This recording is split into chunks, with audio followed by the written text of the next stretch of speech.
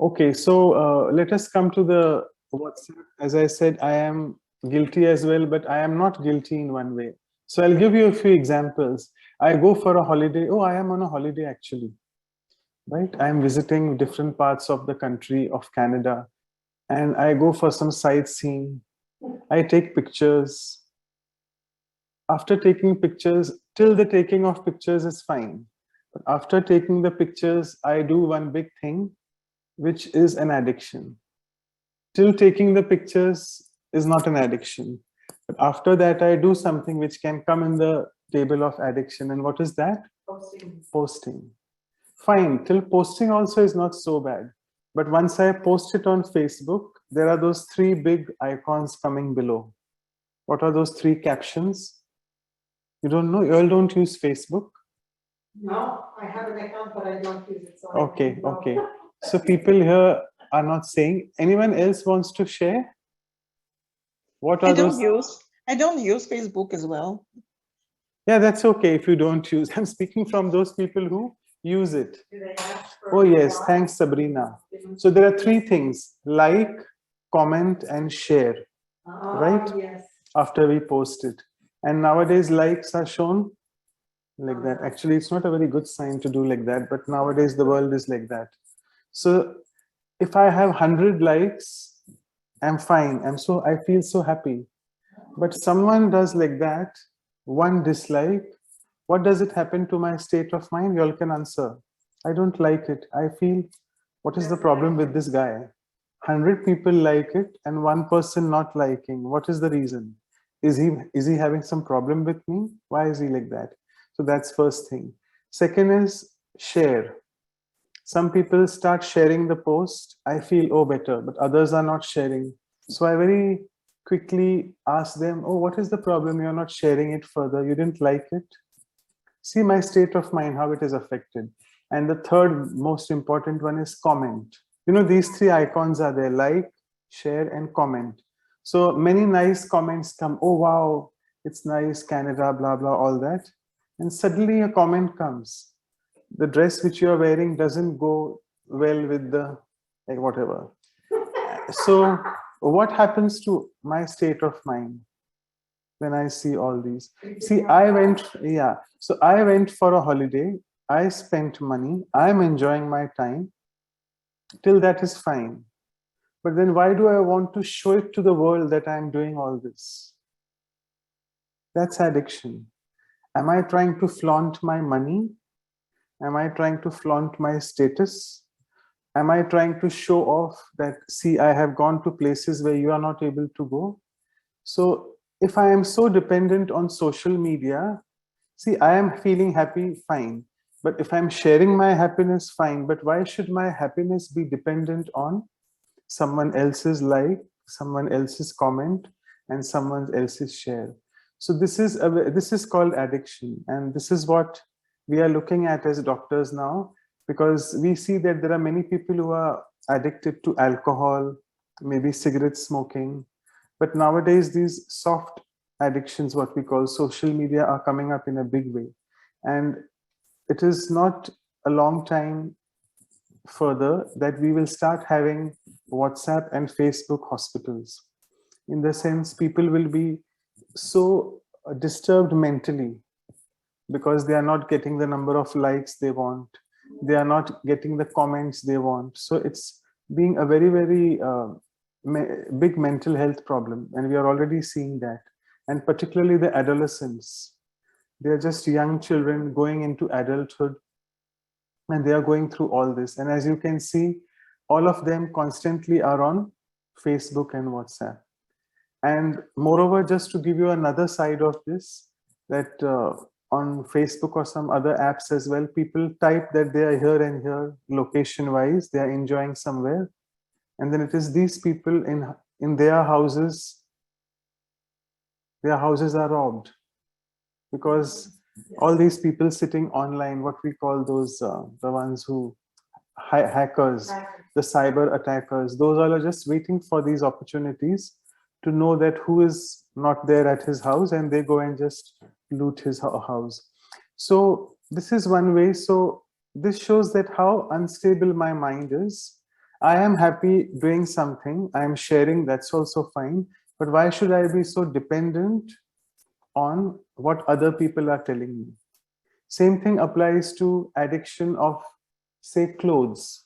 If I go to a party, I'm wearing a nice suit which I have got, right? And I am happy wearing it. The moment I enter the party, two friends say, "Oh, wow, a beautiful dress, etc. and you're looking very good." But one of the friends comes and tells me, doesn't look like this dress is suiting you. And I think you need to check your dressing sense. What happens to me inside suddenly? I am disturbed. So we need to check that what is my state of mind? Why am I able to not remain stable, do things what I like to do without getting bothered about what the other people are saying? So this shows that we are in a very fragile state of mind. Do you agree, all of you online, that we are very, very fragile in our state of mind? So this is one of the most important addiction which I wanted to cover today, that addiction to people's comments. This is addiction. That I feel good when people say good things about me, but I don't like it when people don't say good things about me. As we go further in other few addictions, someone said already here that addiction to food, and particular types of food I like, particular type I don't like. Any other addictions which we have? If you look at your closets or your wardrobes, you can see you are having I'm a political political junkie. junkie. Yeah. Okay. So you want to elaborate on that? What does that mean? I love watching what's Yes. going on in So yeah, so what's going on in the world? Yeah, and then I have to detach. It's a task. You get too involved. I know that.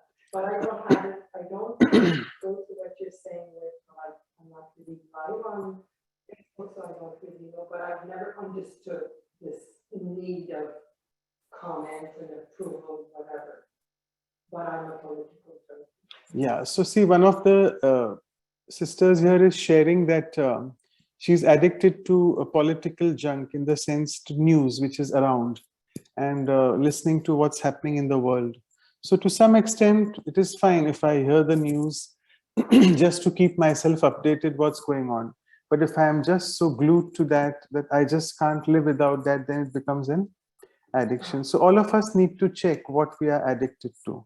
So I'll move further. I was coming to the example of wardrobe. I gave you an example, a hint. What is there in the wardrobe which tells me I'm addicted to dash? Lots of clothes, lots of footwear. Yeah, it is being recorded. Yes, no problem. It's being recorded. Thanks. Yeah. So yeah, so you know, when we look at our clothes, our footwear, we know that we are not even wearing so many clothes, and the footwear is just lying since such a long time. Despite that, I go and buy more clothes and more footwear. What does this show? I'm addicted to just shopping, and I'm just filling up my closet with things which I know I'm not even using. How many pairs of shoes can we wear at one point of time? Only one pair. How many pair of whatever shirt, pant, or whatever dress? Only one thing at one time. So this is another addiction which is very common nowadays. The next addiction, which I think is very rampant again, is relationship addiction. So if you go say around 15, 20 years ago, when the smartphones weren't there, the relationships were more on a physical level with each other. People used to date, further go on marriage or not, that's all a secondary thing. But people used to meet each other, and nowadays it has become so easy. There are so many dating websites. People just sit on there for hours and hours interacting with someone whom they don't even know. And sometimes people don't even share their photos online. They say, no, I'm not comfortable. So you don't know whether it's a hacker from there, whether it's someone who's cheating you from there. And they feel comfortable. The people who are on the dating websites, they feel comfortable sharing their stories with strangers rather than sharing it with their close friends or family members. So what is all this? This is really addiction at its height. So how do we need to get rid of this? Because we are almost approaching 6:23, a few more minutes left for 6:30. So first of all of you, almost 22 participants, all of you agree that we are addicted in some way or the other? Absolutely. And over the last 20 years or so, the addictions have increased or decreased? Increase. Increased. And do all of us feel that as we go further onwards now, as science and technology progress more, will the addictions increase or decrease? Increase. It will definitely increase.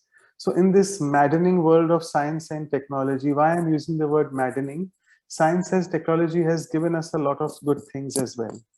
But science and technology is not bad. Who is bad? Yeah. The person using it is bad, right? So we need to check that the smartphone hasn't got any. Control on. I'm coming to that good one. Oh, sorry. No, it's fine. That's what I'm coming to. The smartphone is a living thing or a non-living thing? It's a non-living thing. Who is a living thing? The user is a living being.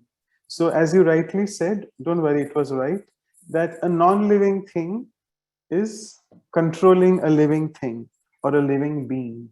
And when I say living being, it reminds me that all of us are human beings. Are we human things? No, this is a thing. Whereas I am not a human thing, I am a human being. Am I a human doing? Sounds very odd to the ears. We are not human doings as well. Because the entire day, what do we keep doing? We just keep doing things. But what is the meaning of human being? Being means being, my energy, what I am. And human comes from the word humus. Humus means matter. So I am the energy. I'm using this body which is made up of physical matter, and I am the controller. But I have given away my control to such an extent, forget the body, I am not even able to control this. On the contrary, the smartphone is controlling me. So we have really gone to that level where we are not able to take control of anything. So would all of you online as well who are listening, do you feel that you want this control back in your life? Yes.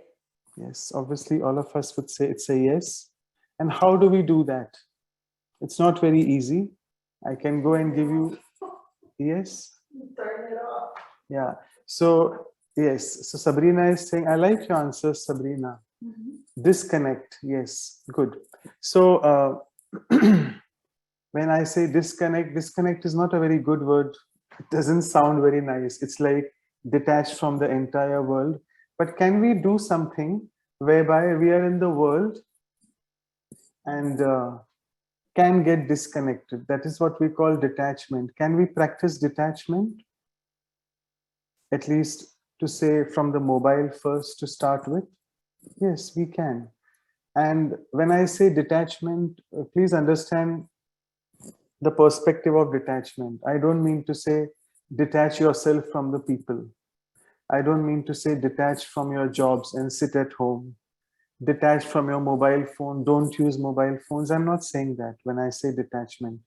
When I say detachment, I mean to say the comments which are coming on the Facebook, I need to detach from them. Isn't it a difference? So not detachment from people, but detachment from people's comments, detachment from people's behaviors. Let me give you an example. I have 4-5 participants in front of me. I go to your house and you cook a big meal for me. 4 different dishes, starters, ending with a dessert. So total 6. I'm very happy. You're a good cook and you like cooking, right? That's your quality. After a few weeks, 2 weeks, I come to your house and then you knock on the door, my door where I live, and then I very stealthily open it very little bit and say, oh, it's you. What's the matter? How are you here? What feeling does it give you? But why is he behaving like that? He had come to my house, had a big meal, and I have 1 meal a day. So why is he behaving like that? Anyway, I open the door, I tell you, please come and have a seat. And I ask you, oh, I think you already would have had tea. Or do you want me to make some tea for you? So what happens to my state of mind when I listen to this comment? Or when you listen to this comment? You don't like it. You don't want to make the tea. Or you don't want to make the tea, that's fine. But you feel this person is so dash dash. Yes, I can see some answers coming. Let me just read those as well. Okay. So Sabrina is just saying disconnect, disconnect, right? So we should be disconnecting from this. But let me finish the example here, what I wanted to tell you all. So she's come to me and I have not really honored her the way she did to me, right? I haven't regarded her as she did for me. And what will she feel? She will not like it. She'll say, okay, and she would not want the tea as well, and she'll leave. Now, to add to the spice, after a few more weeks, I again go to her house. And what do you feel? Will she make 4 and 6 dishes for me? Yeah. Maybe she's not the door. She'll not open the door, right? And what does she feel? I would make the dishes. You make a dish of 6 of them again. Yeah, well, you're coming to my house. Okay, so let me read the comments here as well again. You may not be Okay. as receptive to the person. Right. So definitely, what am I trying? I mean, that's not your way. That's fine. That's beautiful because you are a beautiful person that way. But the usual sense of dealing with people would be tit for tat, Oh, right? Because I cooked something for you, but when I come to your house, you don't even give me a cup of tea. And now I'll show you how can I behave with you when you come. When you come, you're not regarded at all. You're not looked after. You're not even asked whether you want to have a meal or etc. So this is what we call the usual way of living. So can we change this? Is it possible? Because what happens, I am a good cook, like the sister is a good cook. She likes cooking for people. That's her quality. But what has happened, looking at my quality, she has copied my quality. And what has she done? Her original quality of being a good cook has gone away. So just looking at my bad quality, she has lost her original good quality. And that's what happens in the world. When we start copying each other, this is what happens. We are on a very, can be very dangerous. This is just one quality of being a good cook, for example. But we have so many qualities, and it is not only one person I interact in life with. We interact with how many people? Quite a few people. I don't want to say the number. And if I have, say, 10 qualities and I interact with 10 different individuals, none of the interaction is a good one. So I will start losing my good qualities. So this is a risky affair, and we don't want to go into this because we need to preserve our qualities or just give it off. What do you feel? We need to preserve it. So come what may, whatever the other person is doing, I should not be copying his behavior. And here at Brahma Kumaris in the Raj Yoga meditation, we are taught that you don't have to copy people. Do something great so that people start copying you. And if we want to copy, it is, yeah, fantastic answer by Prema. Do not change your personality. That's what she's saying. My personality is, I have so many qualities. So why should I give up my qualities if the other person is not behaving according to? And I think we discussed that. And someone from the online said that I like people to behave the way I want them to. But do you feel that people will behave as you all want them to behave? Is it possible? It's not even remotely possible. And even if someone is behaving, will it be one person or the entire world will behave with me as I want it to happen? It can be just one or two whom I pressurize, maybe my kids, my husband, my wife, my parents, who I am in close relation, they may listen to me, but not the entire world. So who is it easy to change? Myself or others? Yourself. So let us try to do self-transformation. And I think this is the reason we are addicted to people's behaviors. This is addiction in one way again. If I am copying people's behaviors, I'm addicted to copying them. Why should I copy them? Because it's an example, I'll come to you. It's an example of a Xerox machine, a photocopy machine. So the first page, when we take a photocopy of the original, it is quite good. But if I take the 100th copy, how will it be? Very light. So same thing. I mean, when I start copying one person, fine, it's not so bad. But when I start copying other people's behaviors, looking at their negative qualities, I start picking them up and they come into me. And then I never even know when I lose my good qualities, when I lose my own personality trait. Yeah, you were saying? I try to make sure that copying in nature is not bad itself, because let's say that I'm not a good person and not a good cook you are, and I come into your home and I feel all this guilt and everything. So I copy you next time when you come to my place or when anyone else comes to my place. That in nature is true when I copy, right? Oh, yes, so we can copy good things. So copying in nature is good. Yeah. Don't copy the bad. Yes, absolutely. So copying, yeah, good you got this point. So copying good things is very good because I am enriching myself. But copying negative things is a risky affair.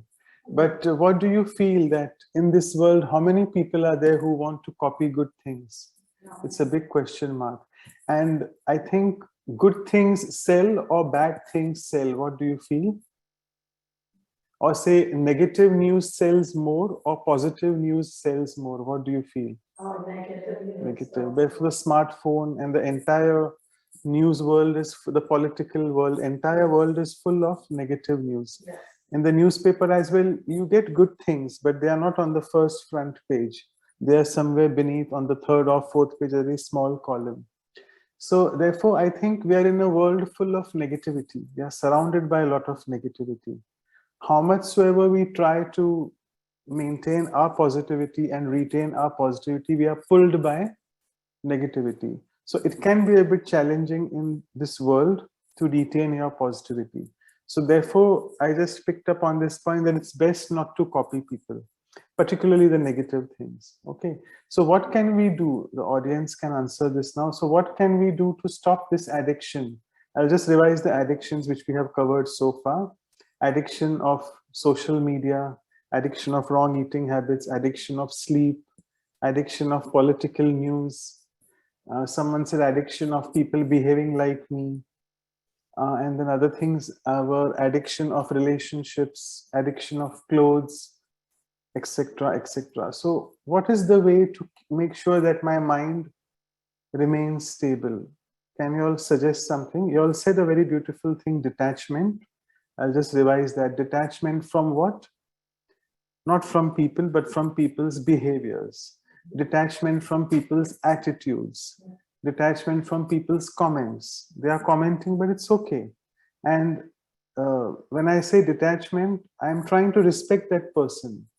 If he doesn't like me and is commenting, that's fine. That is his perspective about me. But I know how I am. So I respect that person. I don't have negative feelings for him. Oh, why are you like that? Why are you telling this about me? No, that's your perspective about me. I respect your perspective, but I respect myself as well. And we need to work on our self-respect because the world outside there is full of negativity. A few people may appreciate you and say positive statements, but the majority are sitting there to pull your leg. That's the world around. I'm not trying to defame the world, but that's the negativity in the world which we are living around. So we have to really make sure that we maintain our own self-respect. And that can only be done by giving a little bit of time to ourselves. And I think Raj Yoga meditation, which is taught here, helps you to realize your inner value, what you are, and get connected to that inner core which you are, a beautiful core which you are, full of values, what you are. And then once you get connected to yourself inside, then thinking about detachment doesn't matter because you're so lost in your own self in a good way, not full of yourself, but you know your self-respect, your self-esteem, that come what may, whatever other people say, you're not getting affected. And that is what is called true detachment. So I think, yeah, quite a few people are using this word. In Hindi, we call it Swaman. Swaman means respecting the self. Swa means self. Man means respecting. So I should be able to respect myself. And this is a very important paradox. People say, oh, people are not respecting me. They are not giving me regard. They are not behaving with me properly. Why is it? Because I am not respecting myself. The moment we start respecting ourselves, we will get rid of addictions in a second. And then we will not be dependent on what other people are saying about me.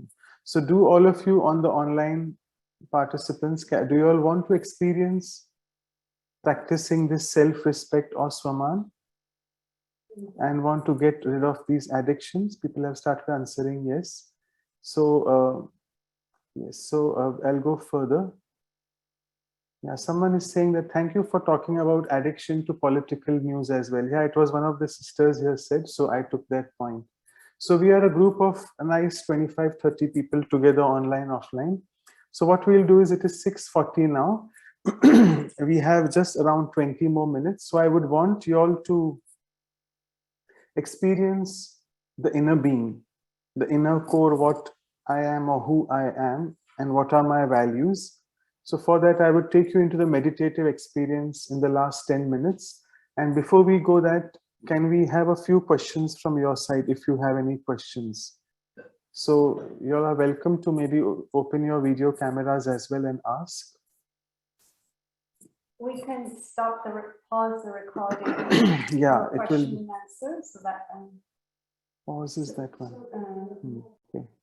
So we have restarted the recording. Don't worry, your questions were not recorded at all because we respect your privacy. So why is meditation important in life? Meditation, medi means it's a medicine. It comes from the word mediri, and mediri means to heal oneself. So whatever traumas I get from people's comments, behaviors, attitudes, my mind gets wounded over a period of time. Have you experienced, all of you experienced that? Rather than the wounds of the body, it is the wounds in the mind which are there since a long period of time, and we are not able to cover them, or we are not able to heal them. Okay, so when I say meditation, meditation simply means to take care of your thinking, of what you are thinking. Right now it's around 6:50 p.m. in the evening. What am I thinking at the moment? That is also called the concept of mindfulness, because it is medically proven that around 85% times the mind is thinking about the past. Around 10 to 12% the mind is thinking about the future. It's hardly 1 or 2% we are in the present. And it is because of this habit that we are not able to remain in the present that we don't enjoy life, because we are constantly thinking about the good things happened in the past or even the bad things happened in the past. Some people ask me this question, okay, I'm not thinking negative about the past, which is good. I'm thinking the good things, the good old days which we had in the past, I'm thinking of those. Is there a risk about thinking about those things? What is the risk? Well, you might, you may not predict because you want to have them back. Yeah, and you can't have them back. So you're again risking, because again you're going down. So I need to make sure that even if something good has happened, it has happened. It is a past. And therefore we say, it's a very nice saying in the world outside there, that past is past, past, P-A-S-S-E-D, it has gone.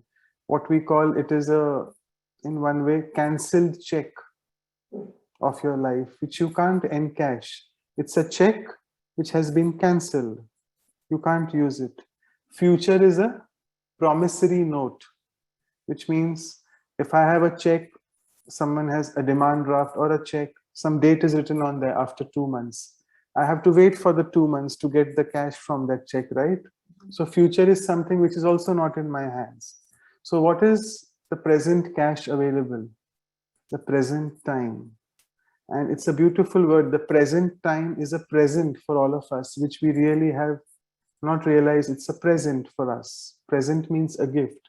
And that we can do by practicing this concept what we call mindfulness, whereby we take our mind into the present moment, create good, beautiful thoughts about self, connect to the supreme source, what we call. By the way, all of you online as well as here, do you all believe in the existence of God? Of course, that's good to hear in the West, of course. How many of you online say that? Okay, a few hands are coming up, and I will just see the few comments here. So, yes, some people, I don't think I have time to take this positive addiction, brother or sister. We'll take it sometime later because we don't have time today. So yeah, coming to this, that it's good to know that all of you believe in the existence of God. And for some people who don't believe in the existence of God, they still do believe that there is an energy, there's a cosmic energy which is governing things. They do still believe in that existence. So it is God or supreme being, what we call. And it's important to realize that he is the source of everything. When I say he, it is not a gender, it's not a man, but he is the Godfather, we say, right? Usually. We don't say Godmother. So Godfather, therefore the word his comes with that. So if I can connect myself to the supreme being, the source of all virtues and powers, then all these things, addiction, all these things seem very fickle. They don't exist because I'm connected to the supreme. Constantly I'm receiving the energy. And what is all this? This is nothing. This is not even 1% of my life. It is? It's dust. Yes, that's the word. A strong word, but that's the word. So can we just get connected, all of us? Can we do a little bit of meditation in the next 7-8 minutes? Okay. And I think I'll start as always. You can just one. So what we'll do is we'll play some soft background music. And it's already on. So I hope the music is audible. And I would request you all to, I can't see you all, but that's okay. But make sure that in the next 7 or 8 minutes, you don't get disturbed by whatever is happening in your surrounding room, wherever you are. And make yourself seated straight in the place where you are sitting. You can keep your eyes open or shut. I leave it up to you, whatever you're comfortable with. And just follow the comments, the thoughts which I'm giving you. So let's begin. Take a few deep breaths in and out. The deep breath coming in and the breath going out.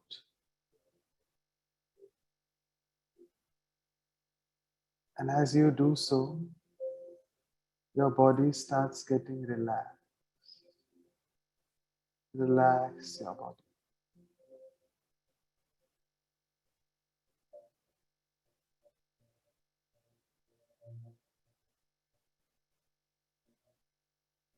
As you start relaxing your body, you'll see that the mind also is becoming a bit relaxed and calm.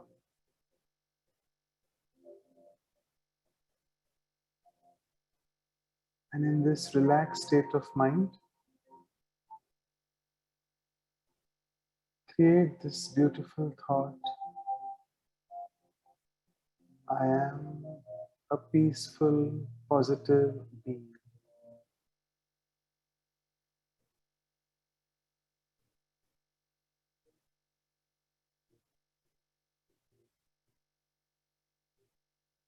I am peace. My original nature is of peace and stability.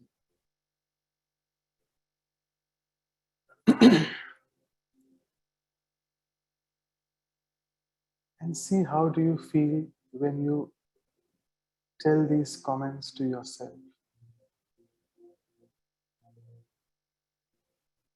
You feel very nice about yourself.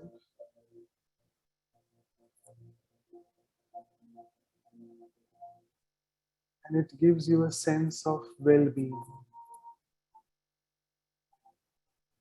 the feel-good factor is enhanced. Who am I? Is the question which bothers all of us. So today, tell yourself,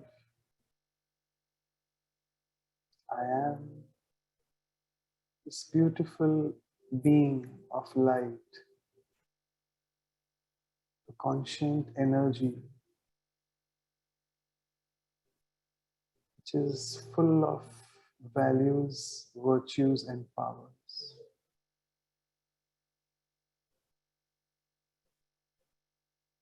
Being peaceful and positive is my original nature, because that's what I am originally.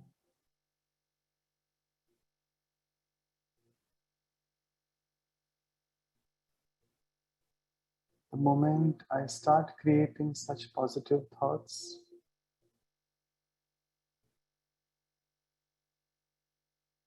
these thoughts travel from my mind to the body,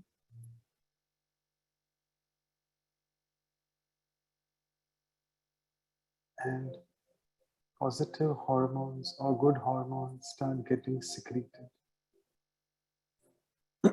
due to which I feel very good about myself.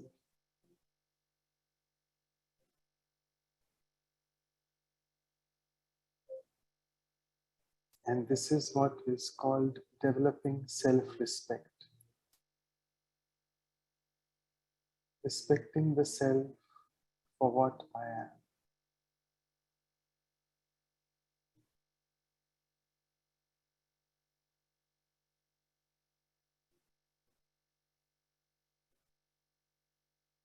Let us take the next step in meditation now. Having realized the true self, let me visualize another point of light or energy. God, Ishwar, Allah, whatever you are comfortable with, whatever word. As I am the point of light, the Supreme Being also is a point of light. But it's the ocean of all virtues and powers. As I am a peaceful being, God is the ocean of peace.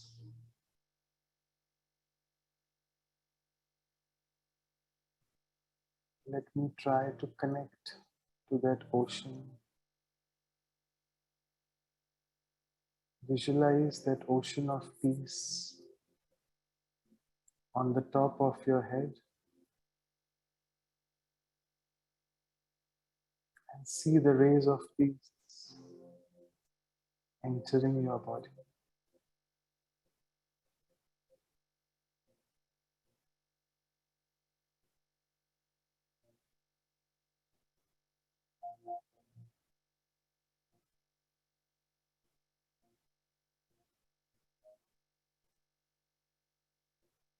God, who is the Supreme Being, is the source of all virtues and powers. And His presence in life is just one thought away.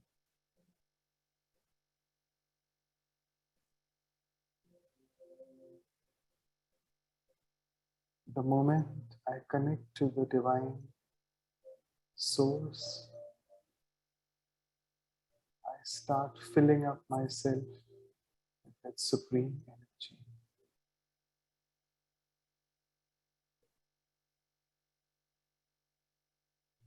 And then dependencies on others and others' behaviors goes away.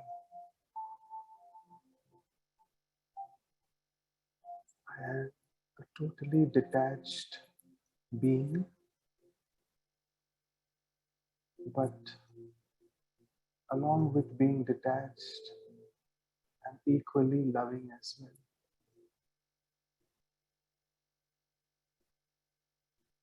So in my interactions with others, from today onwards, let me practice this of how I can be detached but loving at the same time.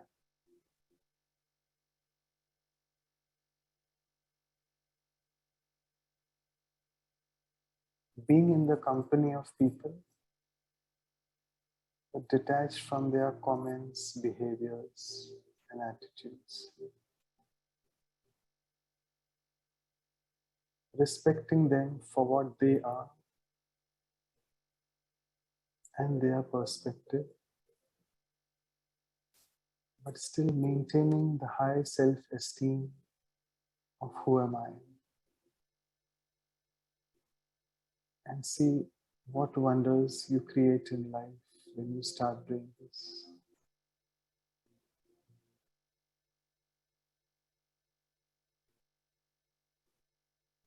Again, let's come to this single thought. I am a peaceful and positive being.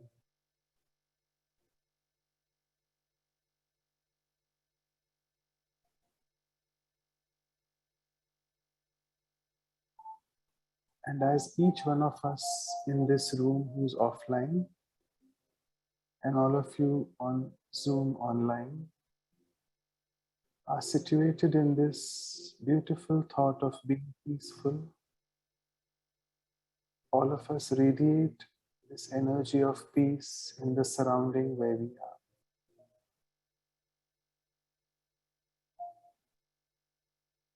And let us radiate this peace to the entire world, particularly so in areas where people are suffering for whatever reason. There are many things happening in the outside world which are causing pain and suffering in the lives of people. But let me, through my thoughts of being peaceful and positive, try to send this healing energy to all the ailing souls around. Because I am the child of God. As God is the ocean of peace, so am I the master ocean of peace.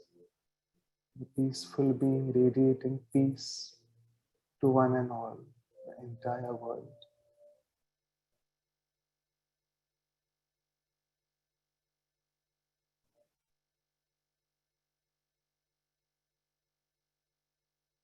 So check your state of mind, how you're feeling now.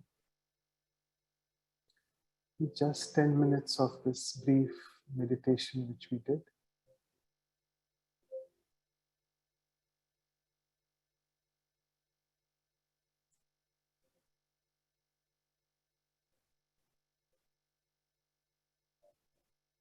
And gradually now come back into the awareness of the room where you are in. Still holding on to this beautiful, positive and peaceful feeling. Who am I and who do I belong to?